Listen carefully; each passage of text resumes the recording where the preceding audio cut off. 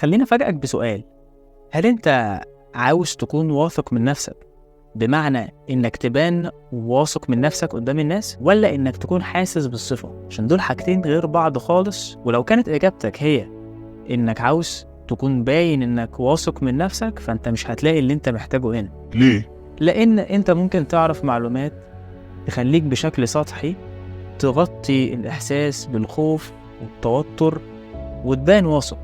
بس أنا في دماغي يعني بالنسبة لي أنا ده مش حل طبعا. أنت كده مش واثق من نفسك ولا حاجة، أنت كده بس غطيت المشكلة. ما أنا طالع أعمل إيه في الفيديو ده بقى؟ بص يا سيدي، أنت طالما دخلت على الفيديو ده فأنت يا إما شخص واثق من نفسك بس عايز يعني تعرف أكتر، عندك فضول تعرف أكتر عن الثقة بالنفس، أو أنت عندك مشكلة بقى في الثقة بالنفس وبتتوتر وبتخاف من أي حاجة بتيجي تعملها، بتخاف وبتتوتر وشغل دماغك قوي برد فعل الناس وكده، فأنت حاسس من جواك إنك ما عندكش ثقة في نفسك خالص. تعال نفكر مع بعض كده، هي ليه الثقة بالنفس حاجة كل الناس بتجري وراها وتسعى وراها؟ خليني أقول لك ليه. لأن الصفة دي بتسبب شعور حلو جدا، وأي حاجة بتسبب لك شعور جيد أو بتطلع شعور حلو بالنسبة لمخك، الحاجة دي جميلة جدا، هو حابب إن هي تكون عنده. عشان كده كل الناس بتسعى إنها تكون عندها ثقة بالنفس، إحساس بالقوة كده، إحساس إن أنا مش فارق معايا كلام حد، إنك تكون لما تحب تعمل حاجة أو تقول حاجة تعملها بسهولة أو تقولها بسهولة جدا، بغض النظر عن إن الناس رد فعلها هيكون إيه. أهم حاجة بقى وأكتر حاجة أنا محتاج أتكلم عنها في الفيديو ده هي إن هو ليه أصلا إحنا بنخاف. يعني ليه مش الوضع الطبيعي إن كل الناس تبقى عندها ثقة في نفسها ومبقاش فيه مشكلة اسمها مشكلة عدم الثقة؟ خليني أقولك الخوف ده بيجي منين. مخك حضرتك يا صديقي زي ما أنا كنت قلت في فيديوهات قبل كده، مخنا ده جاي منين؟ أنت طبعا عارف إن الإنسان في الأول خالص أول ما كان بيبتدي حياته كان إنسان كائن اجتماعي بيعيش في قبائل صغننة جدا وعايش على الصيد وجمع الثمار. وحتى بعد الزراعة كان المجتمع الصغير ده إنك تنتمي ليه أو تكون جزء منه دي حاجة مهمة جدا لبقائك، لأن كان كل الحاجات الأساسية، كل الاحتياجات الأساسية معتمدة على المشاركة الاجتماعية، التعاون. فلو واحد منبوذ أو مثلا الناس كلها غضبانة عليه محدش هيساعده، فهيعمل كل حاجة لنفسه، هيجيب أكل لنفسه، هيعالج نفسه، هيبقى فرصه في البقاء قليلة. ومن هنا بدأ مخنا يتبرمج إن طالما الناس راضيين عني دي حاجة جميلة جدا، هحصل على الدعم منهم كلهم ودي حاجة هتساهم في بقائي وأحس بأمان. فمخنا فاكر ده كويس. والعكس طبعا، لو الناس مش راضيين على اللي أنا بعمله أو مش بيحبوني فبالتالي محدش هيقدم لي أي مساعدات، فبالتالي أنا فعلا فرصي في البقاء هتقل. بس طبعا أنا وأنت دلوقتي عارفين إن الكلام ده كان زمان، ودلوقتي أكيد يعني لو الناس رفضاك أو لو الناس بتتريق على اللي أنت بتعمله دي مش حاجة هتهدد بقائك ولا حاجة، يعني ده بالنسبة لنا وأنت. لكن بالنسبة لمخنا يا صديقي البدائي يعني اللي هو نفس تركيب المخ بنفس البرامج اللي فيه من ساعتها، هو اللي احنا البرامج دي ورثناها وشغالة عادي جدا كأننا بنرعى الغنم أو بنصطاد الحيوانات أو بنجمع الثمار. فمخنا عارف اللي هو فهمه إن رفض الناس ليا أو كون إن أنا ما كنش عاجب الناس دي حاجة خطيرة. طبعا دي حاجة هطلة، بس إحنا حاجة غبية جدا، أيوة إحنا عارفين كده، لكن مخنا بشكل لا واعي مقتنع بكده. طبعا البرنامج ده بيكون بشكل أو بآخر موجود عندنا كلنا ولكن بنسب. ممكن واحد تاني عنده البرنامج ده مش شغال خالص أو بنسبة قليلة جدا، فيكون مش همه بطبيعته كده مش همه رأي الناس، وعادة بيكون شجاع وعادة بيكون واثق من نفسه. وفي ناس تانية بقى اللي هو أنا عامل عشان خاطرهم الفيديو ده، اللي هم فعلا هو عارف إنه مفيش داعي يتوتر وعارف إن رأي الناس مش مهم، هو عارف كل ده، بس لما يجي يعمل حاجة بيخاف ما بيعملهاش، لما يجي يقول حاجة بس في ناس موجودة يخاف ما يقولهاش. ده بنسميه ما عندوش ثقة في نفسه. الخوف ده نعمل فيه إيه؟ لأن هو ده سبب المشكلة. فأصبح يا صديقي مسألة عدم الثقة أو اكتساب الثقة بالنفس، لأ ده مش اكتساب الثقة، هي مش مهارة يمكن تعلمها. أنا بشوف إن مشكلة عدم الثقة مشكلة خوف، يعني مشكلة إصلاح، شغلانة إصلاح. إحنا محتاجين نصلح الخوف ده أو نعالجه، مش نكتسب حاجة جديدة من بره. لأن تخيل معايا لو أنت ما كانش عندك خوف أو توتر، لو عالجت الخوف ده مش هتبقى محتاج تتعلم بقى إنك تكون واثق من نفسك، صح؟ أنت هتكون خلاص لما تيجي بتتكلم عادي، سواء قاعد لوحدك أو قاعد مع ناس.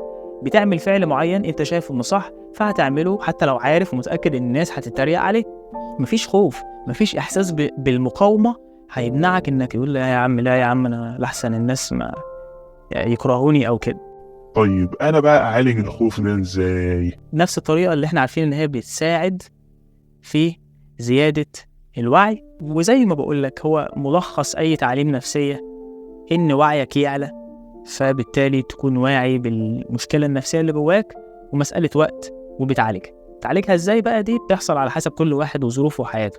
لكن في الأساس مفيش حد هيعالج أي حاجة نفسية جواه إلا إذا كان وعيه عالي وعميق. أقصد إيه بالكلام ده؟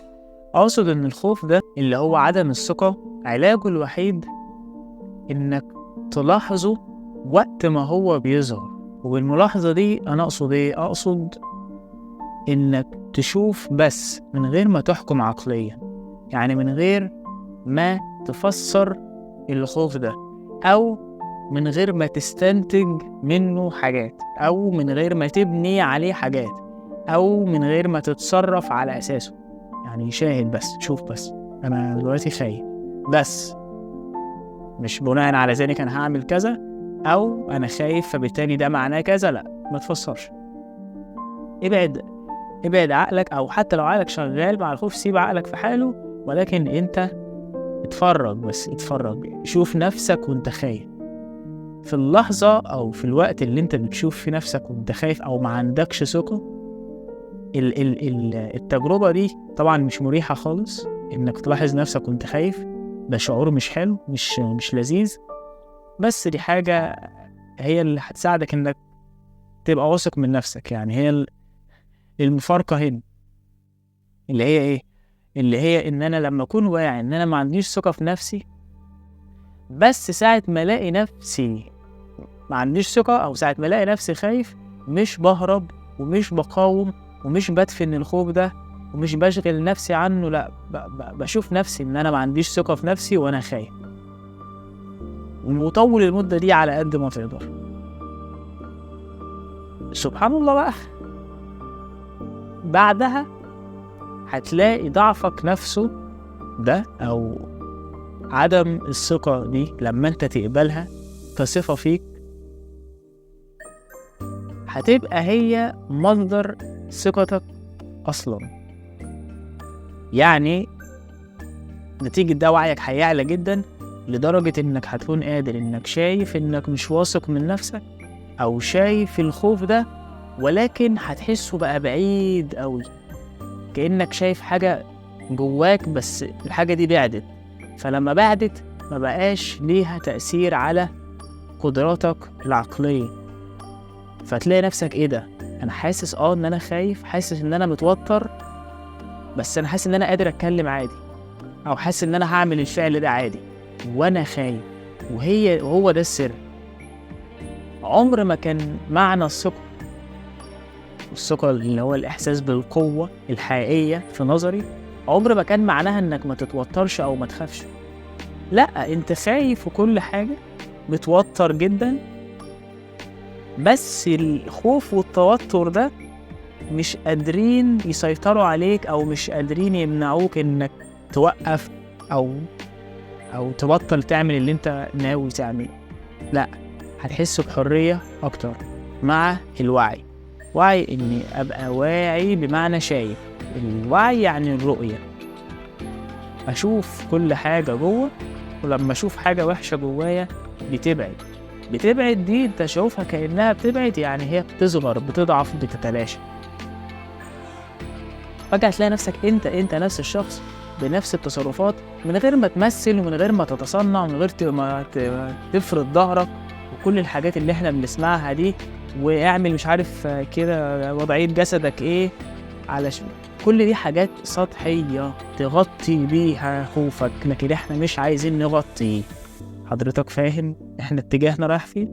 يعني ان احنا نخش بدماغنا كده جوه الألم، نحتضنه ونعدي من الناحية التانية معافين زي الفل والدنيا تمام. يبقى انا غرضي مش ان انا الغي الخوف، هو مش مرض، ده طبيعي جدا، ده حاجة حلوة، ولكن اني اوصل لمرحلة من الوعي زي ما قلت، بحيث ان الوعي ده او الخوف ده ما يأثرش فيا. يعني هو ما يحددش حاجة، هو موجود اوكي، بس معناه ايه؟ ملوش معنى، هو موجود عشان كذا كذا كذا زي ما شرحت لك في اول الفيديو. انا بقى اعمل ايه؟ انا حر بقى، انا خايف فهعمل الموضوع ده، او استنتجت حاجة تانية او فكرت في تفكير تاني مش هعمله. اهم حاجة قرارك ما يكونش بناء على الخوف او الاحساس بعدم الثقة. يبقى رؤيتك للتوتر اللي جواك هي دي العلاج. تاني هلخص كل اللي انا عايز اقوله من الفيديو ده في الجملة اللي جاية دي. خلاص، رؤيتك للخوف اللي جواك كشيء بعيد، مش كأنت، لا، كحاجة بعيدة عنك زي الكرسي اللي هناك ده كده، هي دي العلاج.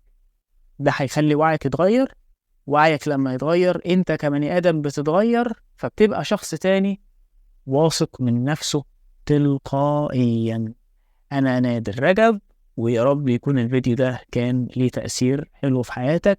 اشوفك على خير وسلام.